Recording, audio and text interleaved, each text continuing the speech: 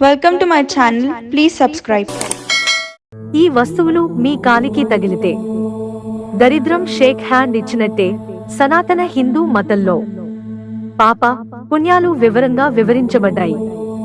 వీటిలో కొన్ని ముఖ్యమైన వస్తువులను పాదాలతో తాకకూడదని, అలా చేయడం పాపంగా పరిగణిస్తారు. ఈ విషయాలు పద్మ పురాణంలో ప్రస్తావించబడ్డాయి. గ్రంథాలలో పాదాలతో తాకడం తప్పుగా భావించే విషయాలు ఏమిటి?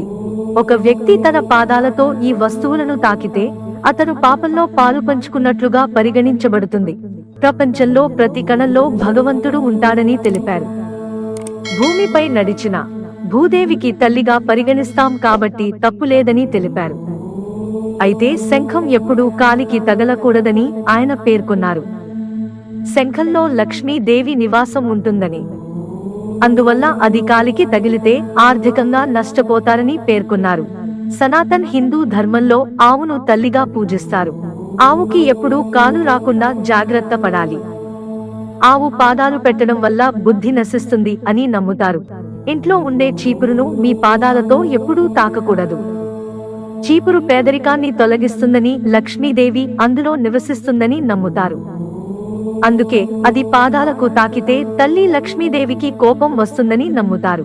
ఇత్తడి పాత్రలు సూర్యుడిని సూచిస్తాయి కాబట్టి ఈ పాత్రలపై ఎప్పుడూ అడుగు వేయరాదంట. ఒకవేళ దానిపై పాదాలు పెడితే జాతకంలో సూర్యచంద్రులు బలహీన పడవచ్చు. సనాతన ధర్మంలో తులసి ఆకులకు ప్రత్యేక ప్రాముఖ్యత ఉంది. వాటిని పూజనీయంగా భావిస్తారు. తులసి ఆకులను పాదాలతో తాకకూడదు. ఆహారాన్ని పాదాలతో తాకకూడదు.